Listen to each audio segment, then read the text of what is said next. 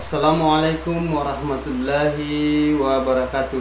Jumpa lagi saudara-saudaraku dimanapun Anda berada, mulai Sabang sampai Merauke ya. Sekarang saya hadir lagi ini untuk menjelaskan masalah perkembangan walek saat ini ya saudaraku ya. Karena saya itu sering upload itu masalah perkembangan walek di dalam ruangan RBW ya, begitu saudaraku ya. Jadi begini saudara, sebelum lanjut konten saya ini, tolong ya disimak videonya sampai habis ya, tonton full supaya ada ilmu di dalam. Namun sedikit kita harus syukur ya, apalagi ini bulan puasa ya, bulan suci Ramadan ya. Jadi begini saudara ya, tambah mendekat lagi ini bulan puasa. Apa maksud saya, tambah udah mendekat ini lebaran ya, lagi berapa hari lagi. Insya Allah mudah kita sehat semua, dilindungi sama Allah, dikasih kesehatan, semoga kita itu bisa mencapai lebaran ya.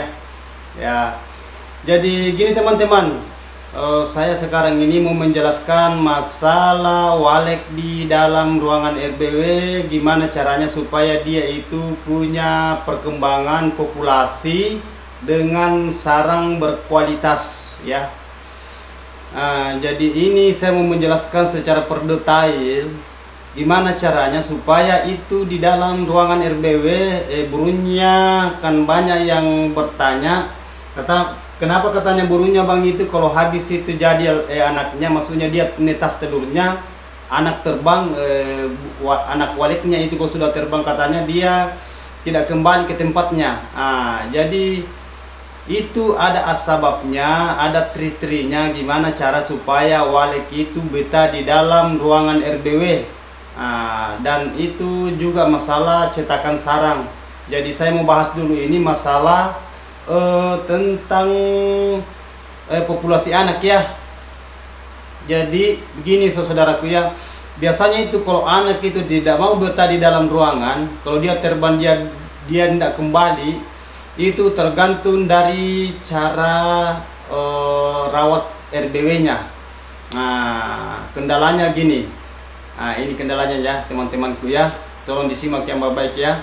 Itu biasa anak itu tidak betah di dalam ruangan karena itu hawa di dalam ruangan itu biasa panas, tidak mencapai suhu. Itu tidak mencapai suhunya dengan kelembabannya ya. Kalau panas itu biasa walek kalau terbang dia itu biasa malas kembali di tempatnya. Sampai dia pindah, dia jadi maksud saya jadi walek liar. Atau dia masuk di tempat kandangnya orang. Ya, apalagi kalau ada dekat itu biasa bangunan walek, istilahnya RBW biasa pindah. Kalau umpamanya bangunannya orang itu bagus,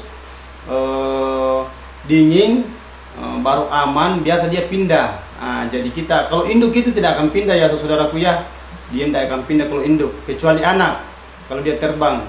Jadi diusahakan itu bagian di dalam RBW-nya itu kita betul-betul perhatikan hawa dinginnya ya, suhunya, dan jangan selalu dimasuki ya.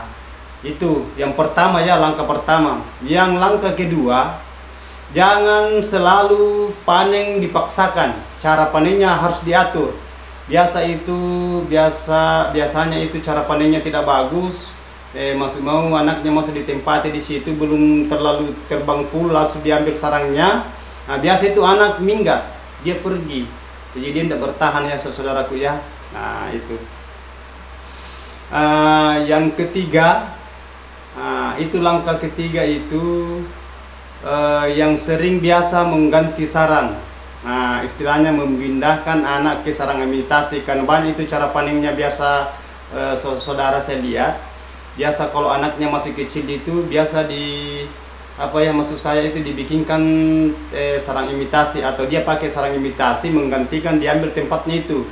Biasa itu burung stres. Itu ya. Jadi diusahakan, diperhatikan, yang disimak videonya teman-temannya. Ini langkah ketiga ya. Sekarang langkah keempat, tingkat keempatnya ini ya. Itu jangan selalu dimasuki terus ya. Apalagi kalau anak itu masih kecil, walek masih kecil, anaknya belum terbang, langsung kita masuk terus. Jadi gitu burung stres. Sampai kalau ada telurnya biasa dikasih jatuh, anaknya biasa juga terganggu. Biasa induknya dia mau kasih makan anaknya, dia tidak jadi kasih makan karena kita ada di dalam. Jadi itu cara kita masuk di dalam itu, ada waktunya kita masuk di dalam ruangan RBW kalau sudah banyak anakan di dalam. Ya, jadi kita itu kan buru populasi, perkembangbiak di dalam ruangan RBW itu, istilahnya bangunan walek. Itu. Yang kelima ya, usahakan itu diusahakan itu tempatnya di dalam itu dingin. Jangan sampai dia panas, tidak mencapai kelembaban. Itu kelima. Yang keenam ini atur suara inapnya di dalam ya. Masalah tingkatan suara inap apa yang dipakai itu jangan terlalu besar. Kalau terlalu besar suara inapnya biasa juga itu burungnya stres. Jadi kita pakai suara inap, istilahnya hunian, kita setel itu suaranya jangan terlalu besar. Ya kan kita sudah tahu itu suara asli walek. Jadi ikuti itu suara asli walek ya, jangan terlalu pengat itu suara di dalam, karena itu suara kalau terlalu besar itu biasa anak burung dia stres, induk juga begitu ya. Ya, jadi kita atur ya saudaraku ya, masalah tingkatan suara itu, suara apa kita pakai itu kan ada bagian-bagian itu, bagian suara ya, jadi saya tidak bisa langkahkan itu bagian suara ya. Ini bagian walek saya bahas. Itu yang langkah ke-6 ya. Ya saudaraku ya, jadi tolong disimak itu videonya teman-teman ya, supaya kita itu bisa merawat kita punya RBW masing-masing yang biasa belum bagus cara panennya, belum populasi waleknya agak lambat, atau anaknya biasa kalau terbang tidak mau kembali. Karena kebanyakan pertanyaan itu di lapangan, ini saya sudah sampai 2-3 tahun ini kenapa tidak mau nambah-nambah waleknya, padahal selalu bertelur. Itu sebabnya sampai anak itu tidak kembali. Itu tadi langkah trinya itu sampai 6 tingkatan itu kita harus betul-betul itu memperhatikan ya. Kalau cara pembersihannya di dalam itu kan lain lagi tingkatan itu. Kalau umpamanya kotorannya banyak kita harus bersihkan. Kita lihat saja kalau sudah banyak kotorannya kita itu kumpul kotorannya bersihkan ya. Itu semua ya saudaraku ya, yang semacam kayak banyak hama-hama di dalam semacam kecoa, semut kita semprot. Kita pakai ada itu racunnya itu kan banyak macam itu, ada biasa pakai regen, ada biasa pakai diamond, ada pokoknya yang racun-racun kecoa lah, semut. Itu semua itu mengganjal di dalam ruangan RBW sampai populasi burung walek itu tidak mau nambah. Ya, stres. Ya, itu saudaraku ya. Sekarang saya pindah itu masalah sarang ya. Itu sarangnya biasa gitu juga. Kalau umpamanya sarangnya itu kalau kita ganggu burungnya, biasa itu dia malas bikin sarang lagi, nanti itu tidak bagus sarangnya, belum jadi nanti pindah lagi. Karena kenapa? Dia stres burungnya.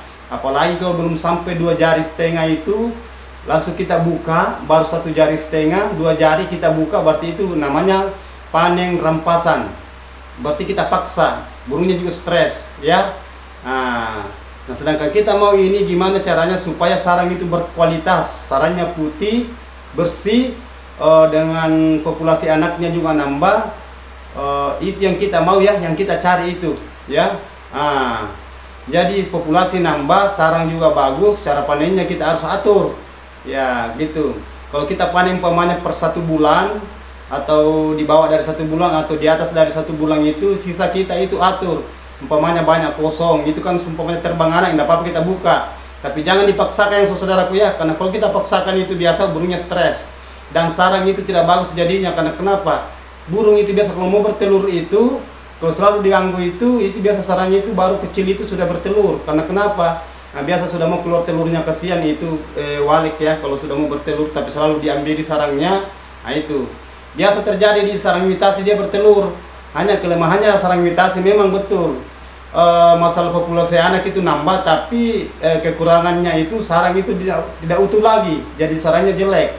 Ya jadi itu ya, tidak apa-apa kita pakaikan, istilahnya kita pakai sarang imitasi, tapi kan ada waktu kita pakai sarang imitasi kalau umpamanya pemancing ya, baru sedikit burungnya.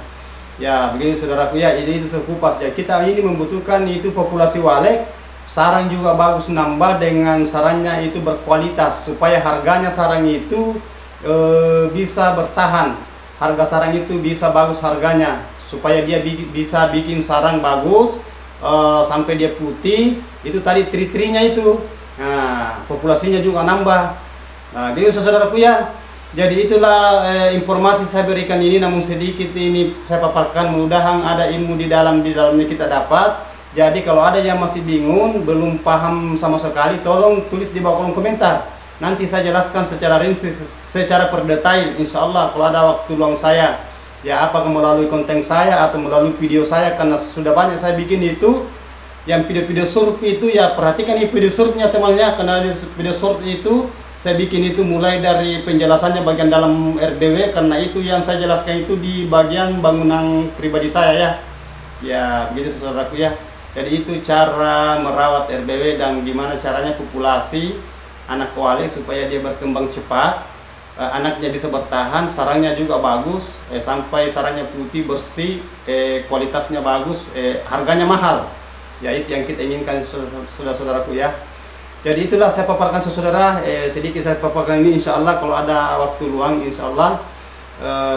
Jangan lupa doanya teman-teman ya, semoga sukses selalu. Begitupun juga saya teman-teman ya.